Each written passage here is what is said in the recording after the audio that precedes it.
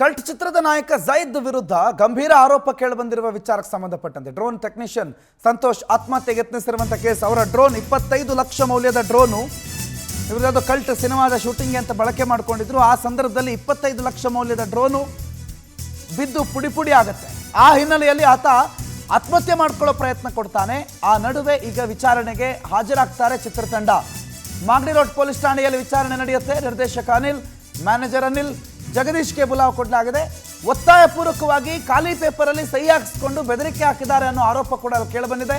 Video footage ಕೊಡು ಅಂತ ಹೇಳಿ ಒತ್ತಡ ಹಾಕಿದ್ದಾರೆ ಮತ್ತು ದುಬಾರಿ ಮೌಲ್ಯದ ಮೆಮೊರಿ ಕಾರ್ಡನ್ನು ಕೂಡ ವಶಪಡಿಸಿಕೊಂಡಿದ್ದಾರೆ ಅನ್ನೋ ಆರೋಪದ ಹಿನ್ನೆಲೆಯಲ್ಲಿ ಆ ಕ್ಯಾಮ್ರಾ ಡ್ರೋನ್ನ ನಿರ್ವಹಣೆ ಮಾಡ್ತಾ ಇದ್ದಂಥ ವ್ಯಕ್ತಿ ಮತ್ತು ಡ್ರೋನ್ನ ಓನರ್ ಸಂತೋಷ್ ಅನ್ನೋ ವ್ಯಕ್ತಿಯನ್ನು ಈ ರೀತಿ ಹರಾಸ್ ಮಾಡಿದ್ದಾರೆ ಅನ್ನೋ ಆರೋಪ ಕೇಳಿಬಂದಿತ್ತು. ಜೊತೆಗೆ ಆತನ ಡ್ರೋನ್ ಕೂಡ ಕೈಯಲ್ಲಿ ಇಟ್ಕೊಂಡಿದ್ದಾರೆ ನೋಡಿ. ಅದೇ ಡ್ರೋನ್ ಅಲ್ಲೇನೋ ಚಿತ್ರೀಕರಣ ಸಂದರ್ಭದಲ್ಲಿ ಬಿದ್ದು ಪುಡಿ ಪುಡಿ ಆಗಿತ್ತು.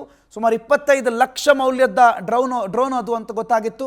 ಅದರ ನಷ್ಟ ಭರಿಸಿ ಅಂತ ಕೇಳಿದಾಗ ನಷ್ಟ ಭರಿಸದೇ ಇರೋ ಹಿನ್ನೆಲೆಯಲ್ಲಿ ಆತ ಸೂಸೈಡ್ ಕೂಡ ಪ್ರಯತ್ನವನ್ನು ಮಾಡಿದ್ದ. ಇವತ್ತು ಈ ಪ್ರಕರಣದ ತನಿಖೆ ನಡೆಯುತ್ತೆ. ವೆಂಕಟೇಶ್ ಈ ಬಗ್ಗೆ ಹೆಚ್ಚಿನ ಮಾಹಿತಿ ಕೊಡ್ತಾರೆ. ನೇರ ಸಂಪರ್ಕದಲ್ಲಿ ಜಾಯ್ನ್ ಆಗಿದ್ದಾರೆ. ವೆಂಕಟೇಶ್, ಈ ಪ್ರಕರಣಕ್ಕೆ ಸಂಬಂಧಪಟ್ಟಂತ ಅಪ್ಡೇಟ್ಸ್ ಏನೇನಿದೆ ವೆಂಕಟೇಶ್?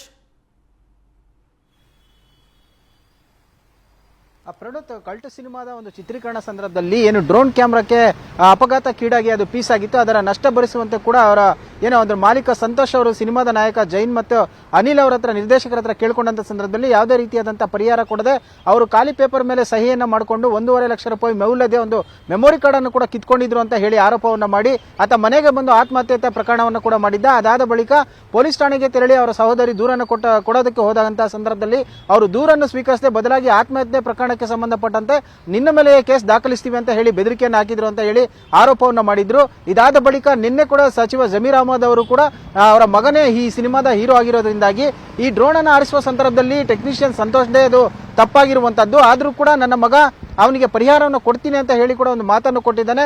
ಆತ ಕೂಡ ಬಡವ ಇದ್ದಾನೆ, ಅವನಿಗೆ ಸಹಾಯ ಮಾಡ್ತೀವಿ ಅಂತ ಕೂಡ ನಿನ್ನೆ ಒಂದು ಹೇಳಿಕೆಯನ್ನು ಕೊಟ್ಟಿದ್ರು. ಅದರ ಬೆನ್ನಲ್ಲೇ ಈಗ ಸಿನಿಮಾ ತಂಡಕ್ಕೆ ಕೂಡ ಈಗ ಪೊಲೀಸರು ಒಂದು ಬುಲಾವನ್ನು ಕೊಟ್ಟಿರುವಂತದ್ದು. ಈ ಒಂದು ಸಂದರ್ಭದಲ್ಲಿ ಸಿನಿಮಾ ಚಿತ್ರೀಕರಣ ಸಂದರ್ಭದಲ್ಲಿ ಇಬ್ಬರ ನಡುವೆ ಮಾತುಕತೆ ಆಗಿತ್ತಾ, ಅಗ್ರಿಮೆಂಟ್ ಆಗಿತ್ತಾ, ಮತ್ತು ಈತ ಕೊಟ್ಟಿರುವಂತಹ ಹೇಳಿಕೆ ಮತ್ತು ದೂರೇನಿದೆ ಅದು ನಿಜವಾ ಅಥವಾ ಅದಕ್ಕೆ ಬೇಕಾದಂತಹ ಸಾಕ್ಷಿಗಳು ಇದೆಯಾ ಅಂತ ಕೇಳುವಂತ ಪ್ರಶ್ನೆಗಳನ್ನು ಕೂಡ ಮಾಡ್ತಾರೆ. ಇನ್ನು ಸಿನಿಮಾ ತಂಡ ಈಗಾಗಲೇ ಏನು ಸುದ್ದಿ ಪ್ರಸಾರ ಆಗಿತ್ತ ತಕ್ಷಣ ಕೂಡ ಅವರು ಪರಿಹಾರವನ್ನು ಕೊಡ್ತೀವಿ, ಸೋಮವಾರ ಮನೆಗೆ ಬಂದು ಭೇಟಿಯನ್ನ ಮಾಡ್ತೀವಿ ಅಂತ ಕೂಡ ಹೇಳಿದ್ರು. ಆದ್ರೆ ಮನೆಗೆ ಹೋಗಿರ್ಲಿಲ್ಲ. ಹಾಗಾಗಿ ಪೊಲೀಸರ ಮುಖಾಂತರವೇ ಇದನ್ನ ಇತ್ಯರ್ಥ ಮಾಡ್ಕೊಳ್ಬೇಕು ಅಂತ ಹೇಳಿ ಕೂಡ ಸಿನಿಮಾ ತಂಡ ಈಗ ಸಂತೋಷ್ ಒಂದು ಭರವಸೆನ ಕೊಟ್ಟಿತ್ತು. ಅಂತೆ ಪೊಲೀಸರು ಕೂಡ ಇವತ್ತು ಅವರಿಗೆ ವಿಚಾರಣೆಗೆ ಬರುವಂತೆ ಕೂಡ ಆದೇಶವನ್ನು ಕೊಟ್ಟಿದ್ರು. ಈಗ ಒಂದು 11 ಗಂಟೆಗೆ ಅವರು ಪೊಲೀಸ್ ಠಾಣೆಗೆ ಬಂದು ಘಟನೆಗೆ ವಿವರಿಸಿ ನಂತರ ಅವರು ಏನು ಪರಿಹಾರವನ್ನು ಕೊಡಬೇಕು ಅನ್ನೋದ್ರ ಬಗ್ಗೆ ಕೂಡ ಮಾತುಕತೆ ಆಗುವಂತದ್ದು. ಪ್ರಣೋತ್, ಥ್ಯಾಂಕ್ ಯು ವೆಂಕಟೇಶ್ ಮಾಹಿತಿಗೆ.